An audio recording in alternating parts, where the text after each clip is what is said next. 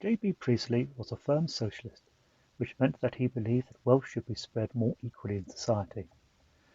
Not surprisingly, therefore, Priestley's work takes a deep interest in politics. Indeed, he started his own political party and was a co-founder of the Campaign for Nuclear Disarmament.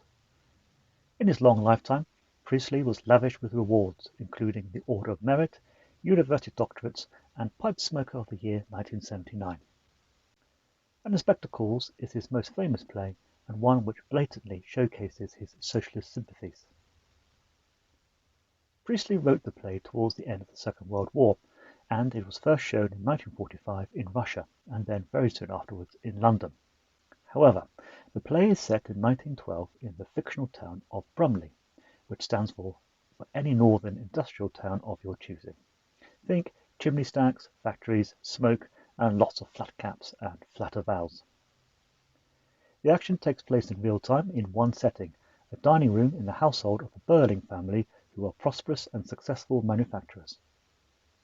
At the play's start, the family and one guest have just finished a celebratory meal. The script gives a thumb portrait of each character. First is Mr. Arthur Burling, who's more puffed up than a steam train. He's described as portentous, which is a posh way of saying full of himself. Even though he is a member of the upper middle class, he's from humbler origins, as his regional accent gives away. This indicates that he is a self-made man who has climbed up the social ladder, a state of affairs which will be more than a little ironic, as we'll see later in the play. His wife, Mrs. Sybil Burling, however, is probably from old money, as she's her husband's social superior and knows important things like not complimenting the cook, which unforgivably Mr. Burling does in an early faux pas. She almost certainly knows which cutlery to use during posh meals, even the little one which looks like a cross between a knife and a cake server. Their daughter, Sheila, is pretty but very silly and almost certainly spoilt. She's engaged to Gerald Croft, which is the reason behind the celebratory meal everyone has just enjoyed. He is Mr. Perfect, charming, assured, and charismatic. Men want to be like him, and women want to be with him. Think of this GC as the Edwardian version of a more modern GC, George Clooney. Eric, Sheila's brother, on the other hand, is more George Clueless. Where Gerald is unflappable and suave, Eric is restless and awkward. He fluffs the congratulatory toast and can't resist a couple of foreshadowing digs about Sheila's temper. Naturally, Gerald smooths things over and effortlessly produces the engagement ring with immaculate timing. At this point, it couldn't get any smugger than a cat with the keys to a cream factory. Nevertheless, Mr. Burling gives it a good go by launching into a lecture about the future. Bizarrely convinced of his rightness on the grounds that he's a hard-headed man of business, he makes a number of predictions about the future. 1. Titanic is a great symbol of progress and is unsinkable. 2. The Germans aren't interested in war.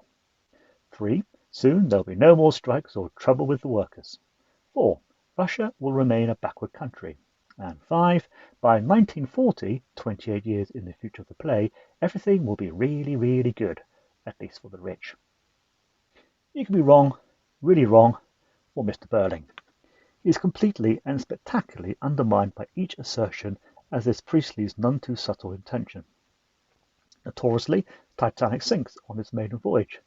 Mr. Burling is right that it acts as a symbol, but not of progress, but of the straight-jacketed class system where the rich in first class had the best facilities and best chance of escaping the sinking alive, whilst the poor and steerage class were rammed together, stuck in the bowels of the vessel.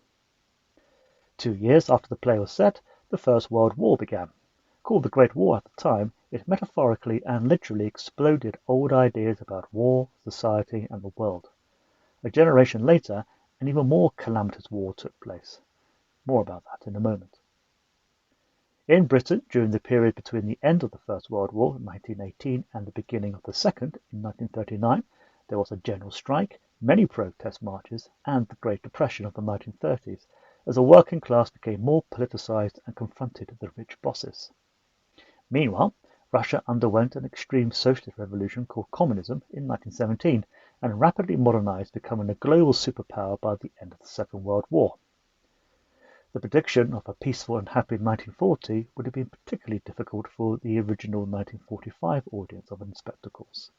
This was a year well within living memory and would be remembered as the year of the Blitz, the fall of Europe, and the near defeat of Britain by the Nazis. Many in the audience would have lost loved ones in the war and would have travelled past extensive bomb damage to get to the theatre in London. It's difficult not to imagine the seething anger towards the character Mr. Burling at this point. Mrs. Burling, who's probably had to endure this kind of pontificating for years, takes herself and Sheila off to the drawing room, leaving her husband and Gerald to discuss important men things. Eric, of course, has to go and see Mummy first before he can join the big boys. With Eric momentarily out of the way, Mr. Burling lets Gerald, who's clearly the son he wishes he had, into a secret. Like a child desperate to collect every trading card, Mr. Burling has very nearly amassed all the trappings of success. He's married a socially superior woman, accrued wealth, been Lord Mayor, and has managed to get his daughter to marry into a family of good breeding. He's just missing one thing, the foil sticker in his collection, a knighthood. If he gets that, then he'll be on an equal social footing with Gerald's dad, Sir George Croft. And this final triumph is within his greedy grasp, so long as he avoids any trouble. Can you guess what happens next? Once Eric returns, Mr. Burling takes another opportunity to bang on about how great life will be, and that any ideas about community and all that nonsense should be dismissed. Mercifully, and symbolically, he's interrupted by a doorbell. Finally, an inspector calls. In a supreme instance of buzzkill, he announces to the three men that a young woman has just committed suicide by drinking bleach, and he wishes to ask some questions to find out what drove her to such a desperate measure. He carefully manages his lines of inquiry by dealing with the characters in turn, drawing in Sheila and Mrs. Burling when they return puzzled as to what is going on. One by one, each of the characters is implicated in Eva's death. Mr. Burling sacked her 2 years ago for the temerity of asking for a pay rise and leading a failed strike. Sheila, out of spite, had Eva dismissed from her next job, working in a department store. Eva, now called Daisy Renton and a would-be prostitute, is noticed by Gerald at a bar in a few months, and for a time made her his mistress, although he did take care of her. Eric picked up Eva after she'd been dumped by Gerald, and after an unsavoury episode, gets her pregnant. He has panicked and stolen money from his father's work to support her. Eva, more sensibly, went to a local charity the previous week for help, which, unbeknownst to her, just so happened to be run by one Mrs. Sybil Burling. Naturally, she refuses to help because, shock horror, Eva called herself Mrs. Burling. The poor woman really cannot catch a break. All along the way, the hapless, helpless Eva is ridiculed and patronized, used and assaulted, before being cast aside and cast away, her spirit crushed.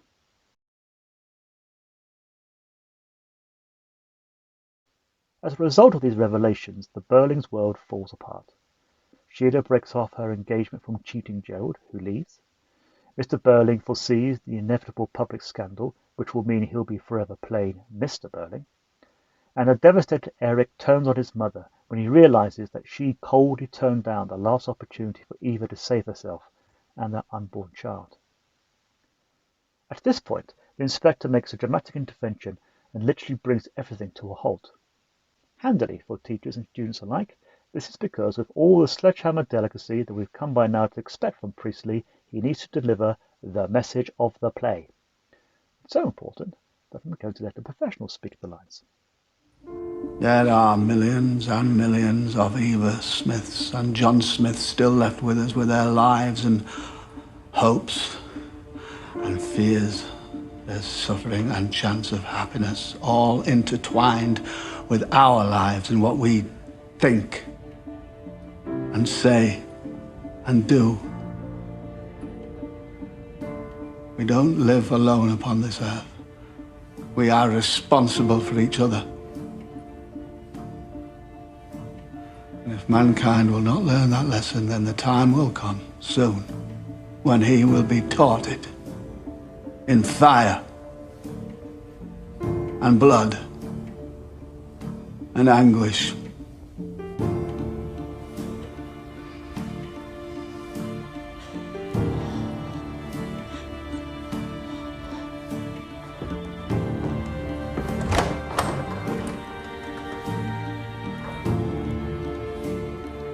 Good night.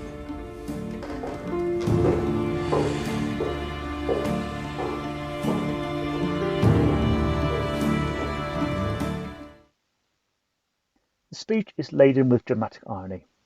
We know that the fire and blood and anguish is referring to the two world wars, which would see millions, even billions, of people suffer around the planet. The inspector, who is really Priestley's mouthpiece, lays the blame at the feet of the rich and powerful who have failed to make the most of opportunities to improve the lives of everyone, but are content to repeat the same old mistakes generation after generation. The ideas of the speech are not new. Look at these well-known lines by the 17th century poet John Donne.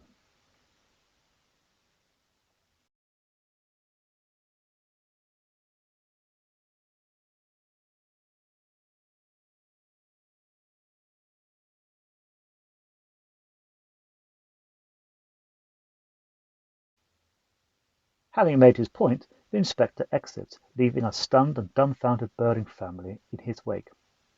And so the play ends. Except it doesn't, because there now follows not one, but two twists. First of all, Gerald returns with a few hunches about the inspector, and gradually it dawns on everyone that he wasn't a real member of the Boys in Blue. It's noticed that the inspector only ever showed one person a photo of Eva at a time during his inquiries. None of them can be sure that they all saw the same photo. Mr. Burling makes a quick call to the chief of police, who tells him that there's no Inspector Gould on the Brumley police force. Emboldened, Gerald decides to call the infirmary to check if they've had a deceased woman brought in, only to be told that they've not had a suicide victim for weeks. There is no dead woman. This causes the characters to fall into two camps. On the one hand is Team Old, which consists of Mr. and Mrs. Burling. They are mightily relieved that the inspector is a fake and believe that they can merrily carry on exactly as they did before and pursue their policy of having cake and eating lots of it by exploiting the working classes and failing to take any responsibility for any of their actions. Ranged against them is Team Youth, Sheila and Eric. The brother and sister duo are still badly shaken by their experiences and grasp the inspector's message of responsibility. Whilst happy that their actions didn't end with the woman's death, they still wish to take ownership for their actions because they still did what they said they did. Disappointingly, Gerald, who should be a natural fit with Team Youth, particularly as he's the only one to have come out with any credit following his dealings with Eva/Daisy, instead gravitates like the brown-noser he is to Mr. Burling and Team Old, transforming himself from generous to geriatric Gerald. In another heavy-handed bit of symbolism, he even goes as far as to suggest to Sheila that she should take back his engagement ring. She refuses. At this point, the second twist occurs. The phone rings again, and an astonished Mr. Burling is informed that a young woman has just committed suicide by drinking bleach and that a police inspector is on his way to ask some questions. On this bombshell, the play actually ends. The play then concludes with events seemingly about to repeat themselves. Gerald and the Burlings, which is a rubbish skiffle band name by the way, are caught Groundhog Day style in a trap, seemingly doomed to repeat the action of the play until they all learn their lesson. For Priestley, who fought in the First World War and then witnessed matters repeat themselves in an even worse Second World War, this was what he thought history was trying to teach humanity. No prize for guessing where hope for the future lay. Clue, it's not with Team Old. So who was the inspector? Is he the angel of death? The spirit of Eva and Eric's dead child? Eva in disguise? The real answer is that it doesn't matter. That is what Sheila and Eric instinctively understand. It's the message which counts, not the messenger. Nevertheless, for the record, it's worth noting how the inspector's name of G-O-O-L-E sounds like ghoul or ghost. You see what Priestley did there? Later productions have played with the idea that the inspector is some sort of time-travelling spirit, perhaps from the 1940s, who tries to right wrongs, to rectify the mistakes of the past in order to create a better tomorrow. Therefore, An Inspector Calls is a story where ghosts from the past come back to haunt and warn the wealthy about the error of their ways, so that they can start being more socially responsible towards those less well off. If they do, then a poor person's life will be saved. Isn't it encouraging to see how much has changed in the century between Dickens writing A Christmas Carol and Priestley producing his play? And as for today,